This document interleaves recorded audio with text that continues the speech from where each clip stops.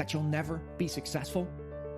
If so, you're not alone. I've had those thoughts playing in my mind ever since I took the leap to become an entrepreneur. It's a dirty, dark secret that no one likes to talk about, as the glamorization of becoming an entrepreneur is shown in the media. I realized that in order to succeed, I needed help. We all do. So I decided to go all in on myself, spending thousands of hours in the trenches, reading, joining groups, listening to podcasts, hiring coaches to develop a bulletproof morning routine for success. Join me on my journey as together we build our morning fire to ignite our lives as entrepreneurs. My name is Jeff Wickersham, and this is the Morning Fire for Entrepreneurs podcast.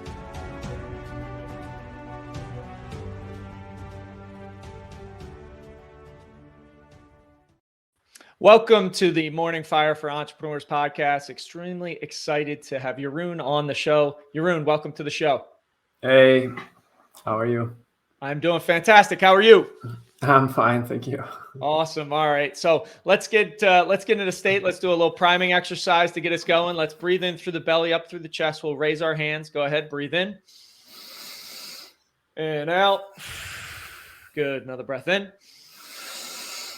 and out. Final breath in and out.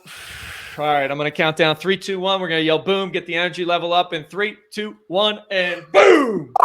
There you go. Thank you. Thank you for playing along. I appreciate it. So I eat, sleep, and breathe morning habits, rituals, routines. I think they are, without a shadow of a doubt, the foundation for success. So, Jeroen, what do you do in the morning to kind of steer you down that path towards success? First thing I do is some hard stuff between air quotes. I just get up straight out of bed when my alarm rings. It's a really bad habit to stay. I mean, I'm not judging anybody here, but staying in bed for me doesn't work. Like when you're snoozing and all that, I feel really bad afterwards. So my alarm goes off, which is on my watch. I get up straight, and then I put on either my running clothes, because 1 and 2 days I go running, or I go for a workout, which is basically currently it's a bunch of sit-ups and push-ups. Both are quite hard, so it puts me over. I don't know how to say it. It sort of puts me over that edge there. It really makes me start the day with some energy, and after that things are way simpler. I love how you said, snooze doesn't work for you, right? And I feel like that is the first opportunity for us to get a win in the day, when you actually get up for your alarm clock. You don't hit the snooze button. You start moving. You've won. That's your first win. And then I love the exercise piece. I think physicality and movement with the body is just so vital to energy and youthfulness, and you don't have any equipment. You're running sit-ups and push-ups. So if you're listening to this episode, you don't need expensive equipment to get moving, get that energy level up. So love both of those. So Jeroen, would love to hear a little bit more about your entrepreneurial story, how you started, where you're at now, and share some lessons learned along the way with the audience. Yeah. I actually tried a bunch of stuff before starting Salesflare. I think the first time it could be classified as entrepreneurial, after some childhood stuff, is when I started building websites when I was 15, 16 or so. I built websites for some people. I got rewarded for that. That was the first time that I actually felt like I sort of was an entrepreneur. After that, I was really excited by cell phones, so I started buying some. Mainly, I'm in Belgium, mainly in the UK and in Germany. Resell them in Belgium. Made some money with that. Of the difference, I would try to buy them cheap and sell them expensive. You get the idea. Right. I continued that while I was a student. It started becoming more of a hobby, in the sense that it made that I always had the latest cell phone, which was a lot of fun for me. Plus, I made a little bit of money, which was good. Then, actually, I didn't start off my career as an entrepreneur. I just didn't believe in myself enough, I guess. Okay. I didn't feel I had the experience. Plus, I never seemed to come up with the perfect idea. which is something you always expect as an entrepreneur. Like one day I'm going to have this amazing idea and it's going to take over the world. So actually, I studied engineering. Okay. Then I didn't really feel like taking an engineering job somewhere in a back room designing something or so. I also want to do that with customers, and nobody wanted to give me a job like that. So in the end, out of frustration, I applied for business school. I got in. I did business school for a year, and then started in a marketing job. So from engineering through business school, I was able to make that jump. I did that with the intention of sort of learning how it is to put a product in the market. Okay. It was in a pharma company because I studied biomedical engineering. And I quickly found out that it wasn't at all like having your own company. My responsibilities were extremely limited.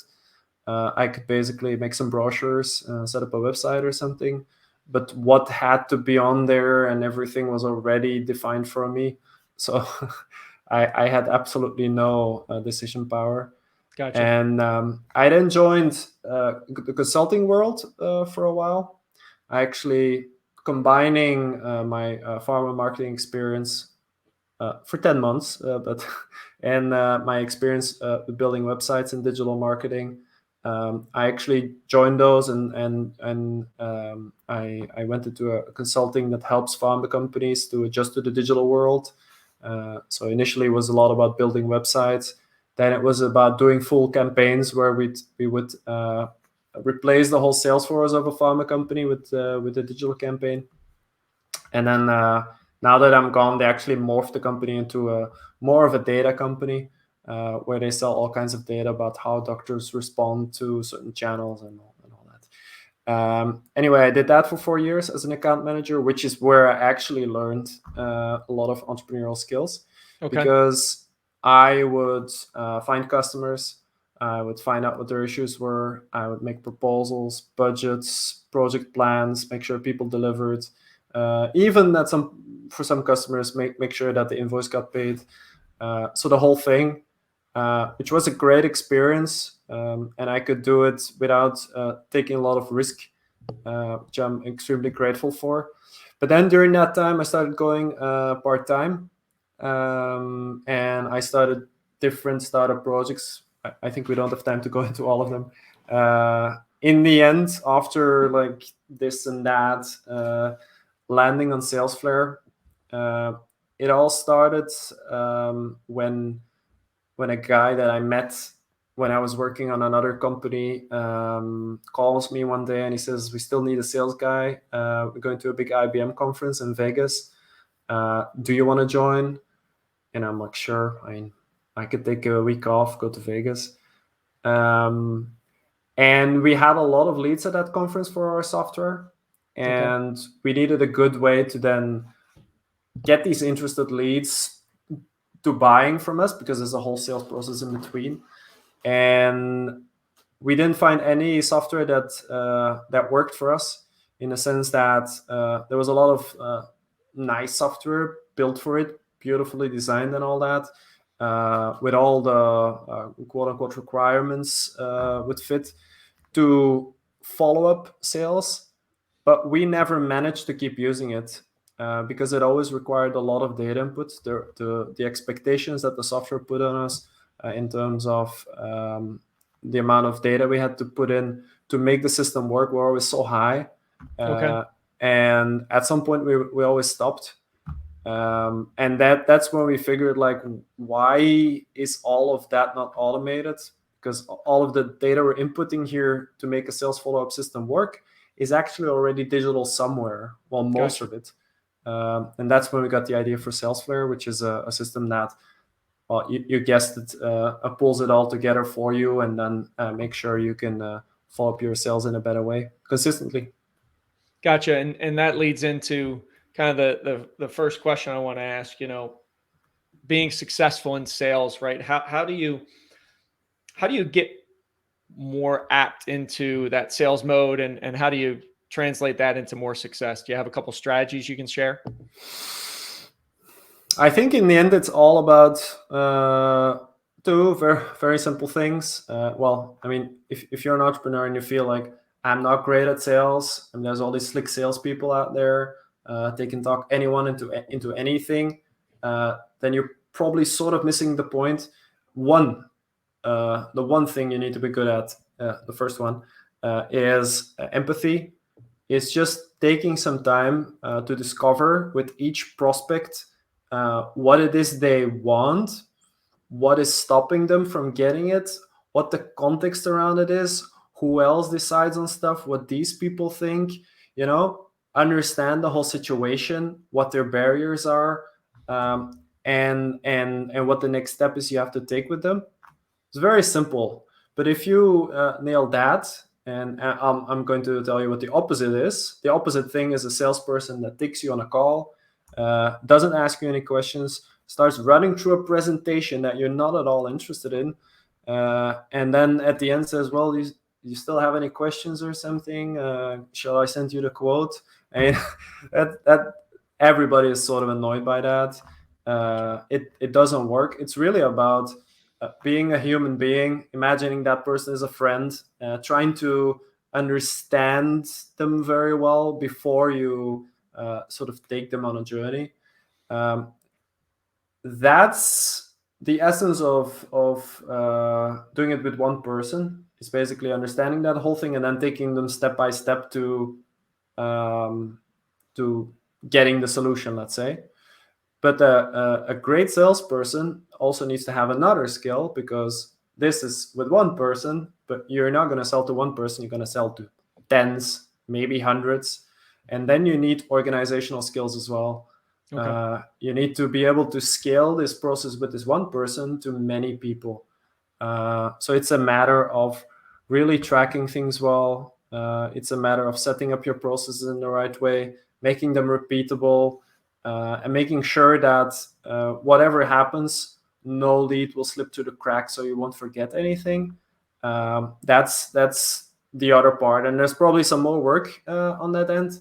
But if you can combine these two things, I think you can be a very successful salesperson. Now the issue is that like the natural salesperson is usually maybe great at empathy, or is a good talker, something like that, but is usually not very good at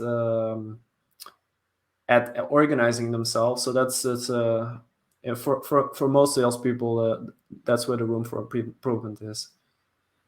Gotcha. Okay, so empathy sounded like being a good listener, right? Understanding what the pain points, as well as being a good question asker, right? Being able to ask questions and dig out information to really understand where they're at, where they want to go, those roadblocks they might need to have, as well as decision makers involved in the process, and then organization on the back end to make sure, hey, those conversations that you have, if there's a follow-up needed in the future, you got to make sure that is in a place that's readily available so it doesn't slip through the cracks. And that drives Definitely. Me to the next question of, why do people not use CRMs, and how do we fix that?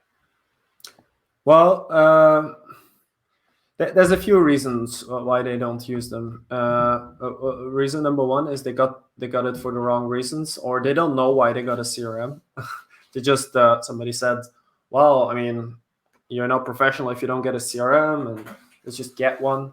But the first thing is to figure out why you need one. It can be wildly different. For instance, if you're an e-commerce business, it's probably around repeat sales, knowing who ordered what and what else you can make them buy.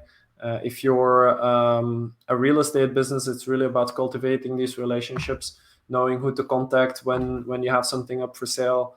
When you're in B2B sales, it's usually what we're discussing now.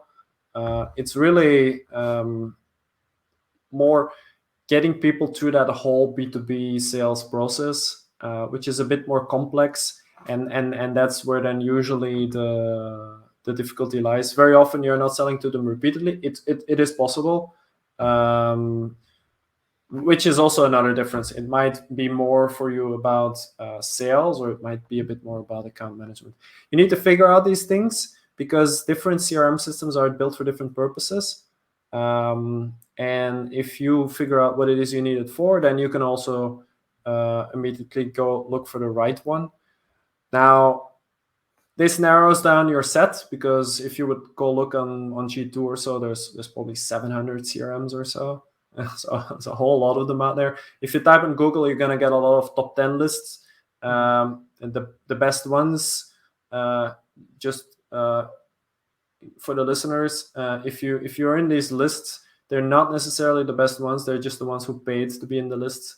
That's more how it works. So don't just go on that. Then step number 2 is, if you have a sales team, to also really involve that sales team. If you're the sales team, fine. I mean, you can figure out what's best for you. But if you have people working for or with you, it's good to make the decision together, because your success is going to stand or fall with whether they use it or not. And if you don't involve them, first of all, you're not so sure that they actually feel like they're going to use it. Secondly, you also don't have as much buy-in. You didn't make the decision together. You're just imposing something, and they're like, okay. So involve them. It makes a whole lot of difference. And then 3 is, a lot of people just think like, we have a CRM, we understand how it works, that's it. So you get in front of your salespeople, you give them a training, like, this is what the thing does, and go. Some people don't even do that. But I would always advise to take one extra step, and it's deciding how you want to use the system together. Okay. Because the CRM really becomes useful on a team level if you all use it in a similar way. I want to say the same way, but then it can become a communication system, because you know what each piece of data means. You know that if your colleague has filled it out like that, it means that.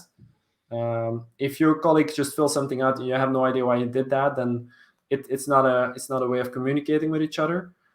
Secondly, your data will be a mess. I mean, it will not be uniform. You cannot segment on it. You cannot make a list even simply for an email newsletter or whatever. It will not be possible. Or people interested in something, you cannot say these people are interested in that. Or so it's really important to take that extra step as well. Again, sit together as a team. So actually 2 of the steps are about doing as a team. And then you're probably ahead of 99% of other companies who try to implement the CRM, because it's really, really essential. Gotcha. So understanding your purpose of why you're going to use the CRM, that's so vital. Getting buy-in from the sales team, if you have a sales team, so they're going to adopt, and then making sure that they all leverage it to its fullest in a similar way, so communication channels can be open from that perspective. Awesome. Love it. As far as and follow-up is so key, right? That follow-up, and so many people have the initial conversation, and then the follow-up is missed down the road, and you miss opportunities that you spent maybe resources, time, money getting a conversation with somebody, but then there's never the follow-up, and you're basically throwing money and time out the door because you don't have that process behind the scenes.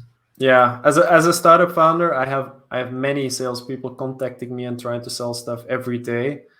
Top of my head, there's only 2 salespeople, and they really stand out, that follow me up consistently, that know what they've last sent me or asked me, and I really admire those people. They're super. They're both women, actually. They're very, very well organized. They have a lot of empathy. It's the skills I discussed earlier that really makes them stand out above all the others, because you want to feel like you're respected, and people want to get the best for you, and you want to feel heard, right? That's such a vital piece to the process. So I know you wanted to talk a little bit about how to automate sales, but be more human in the process. Explain that to me a little bit. Yeah. A lot of people think, well, automation, cool. I mean, we're going to have a lot more productivity because, for instance, we're going to set up this automated campaign, and it's going to send out all this kind of messages, and then we don't have to do it anymore. That's great. but you always need to make sure that you actually become more human instead of less human. Because what most people do, and we all know the spam we get every day, or all the pointless messages we get that are quote unquote personalized and all that. Many of those are sent to us for weird reasons. We don't know why. There are messages that we read and we think like, did the person on the other end really think that this would trigger us? Why am I receiving this? Like I have a podcast myself, and I often have people prospecting for podcast guests, and they say, well, we have this awesome entrepreneur here he does masks for COVID. I don't know. Right. And I have a podcast on which I interview SaaS founders. So there's a very essential step there, which is qualification that went wrong there.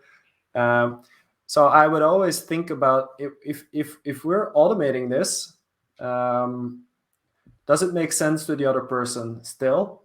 If it does, it is a win because you're sort of as human to the other person, but on your end, there's this sort of routine work that you can automate away, which makes that you can focus more on other stuff, which more require sort of your human sense as a salesperson. Like if you're like, this seems like robot work, and then you can give it to the robots, and that makes that you as a salesperson that can focus more on understanding your customers, applying that empathy and all that. And to figure that out, it's often good to start doing things manually. Okay. So, for instance, you're thinking of reaching out to a lot of people. First, do it manually. Take every person one by one, check them out. Think about what would trigger them. Send them an email, personal one, and then take the next person, do that again. And if at some point you're like, wow, I feel like I know now how that works, and I have a sort of routine there, which is a bit uniform, slightly personalized, perhaps. Right. Then you can think like, okay, I can turn this into an automation, because it doesn't make sense that I do the same thing with every person over and over again. But you can only start noticing that when you've actually done it, and also a second advantage is, if you automate something from the start, it's very hard to imagine that person on the other end as a human being.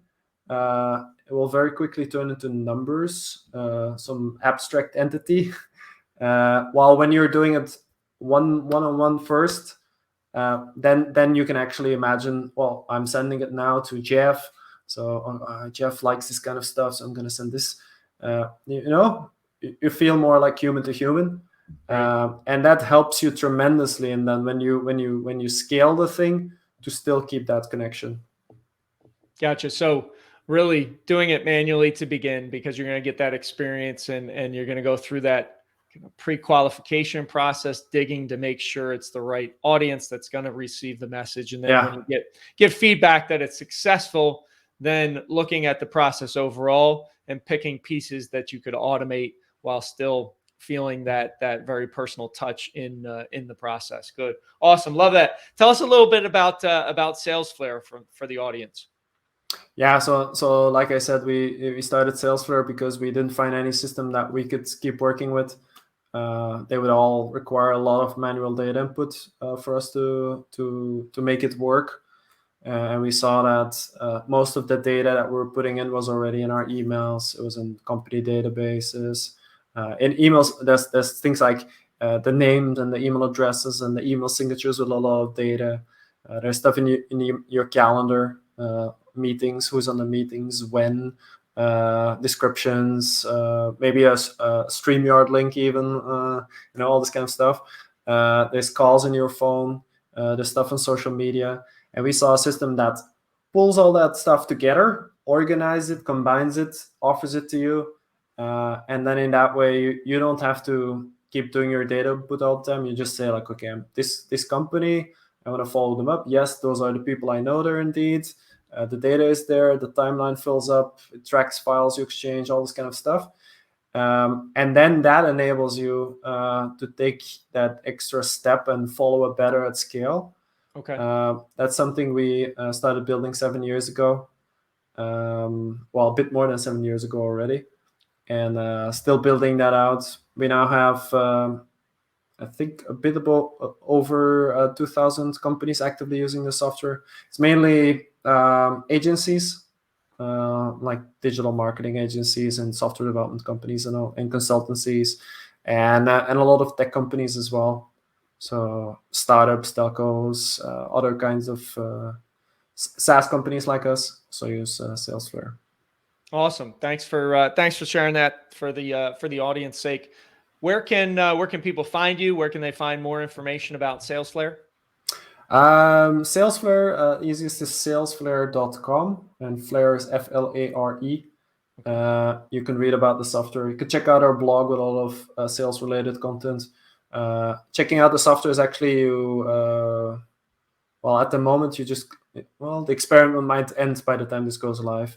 But at the moment you can just check out the software, try it for free. You don't even have to connect to your emails. And if you want to get in touch with me, the easiest place is LinkedIn. Okay. I'm sure you'll find my name on the episode. It's Jeroen Corthout. There's only one person with that name, so just send me a connection request if you wanna talk. But include a personal message. Otherwise, I have no idea why you're contacting me. I will assume spam. But if you include a personal message, I'll certainly connect with you and we can have a chat. Awesome. Appreciate it, Jeroen. You're welcome. Thanks, everybody, for listening. Thanks for watching. Have an amazing rest of your day. Rise, fight, love, repeat. Get after it, and I'll talk to you soon.